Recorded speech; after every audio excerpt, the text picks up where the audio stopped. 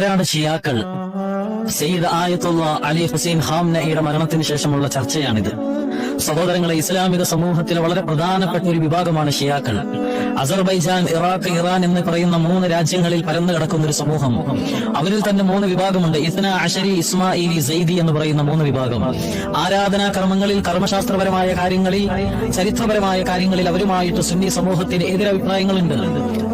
അവർ സുജൂദ് ചെയ്യുന്ന സ്ഥലത്ത് ചെറിയ റൗണ്ടിലുള്ള ഒരു കല്ല് വെക്കാറുണ്ട്. സുറുബ് എന്നാണ് അതിന് പറയുന്നത്. അവരുടെ ബാങ്കിൽ വ്യത്യാസമുണ്ട്. അഷ്ഹദു അന്ന അലിയൻ വലിയല്ലാഹ് എന്ന ധ്വനി അവരുടെ ബാങ്കിലുണ്ട്. മാത്രമല്ല, മഹാനായ അബൂബക്കർ സിദ്ദീഖ്, ഉമറുൽ ഫാറൂഖ്, ഉസ്മാൻ ഇബ്നു അഫ്ഫാൻ റളിയല്ലാഹു തആല അൻഹും, ഈ 3 പേരെയും അവരെ അംഗീകരിക്കുന്നില്ല എന്നുള്ളതാണ് വസ്തുത. അലി ഇബ്നു അബീ ത്വാലിബ് റളിയല്ലാഹു തആല അൻഹുവിനെ അദ്ദേഹത്തിന് കിട്ടേണ്ട, പ്രവാചകന് ശേഷം കിട്ടേണ്ട ഖിലാഫത്ത് ബാക്കിയുള്ളവർ തട്ടിയെടുത്തു എന്നാണ് അവർ പറയുന്നത്. ബഹുമാനമുള്ളവരെ, 12 ഇമാമിയങ്ങളെയാണ് അവർ അംഗീകരിക്കുന്നത്. അതിൽ 12ാമത്തെ ആളാണ് മുഹമ്മദ് അൽ മഹദി എന്ന് പറയുന്ന വ്യക്തി. അദ്ദേഹം ഒരു ഗുഹയുടെ അകത്തേക്ക് കയറിപ്പോയതായിരിക്കുന്നുവെന്നും ലോകാവസാനത്തോടടുക്കുന്ന സമയത്താണ് അദ്ദേഹം ഇറങ്ങി വരുന്നത് എന്നാണ് മഹദി ഇമാമിനെ കുറിച്ചുള്ള അവരുടെ വീക്ഷണം. ശരിക്കും പറഞ്ഞാൽ ചരിത്രപരമായിട്ടും കർമ്മശാസ്ത്രപരമായിട്ടും അവരോട് നമുക്ക് വിയോജിപ്പുണ്ട്. എന്നിരുന്നാലും ആയത്തുള്ള അലി ഹുസൈൻ ഖാംനഈ എന്ന വ്യക്തിയെ നമ്മൾ പുകഴ്ത്തിയിട്ടുണ്ട് എങ്കിൽ, അദ്ദേഹത്തെ നമ്മൾ വീരമൃദു വരിച്ച വ്യക്തി എന്ന് നമ്മൾ അഭിപ്രായപ്പെട്ടിട്ടുണ്ട് എങ്കിൽ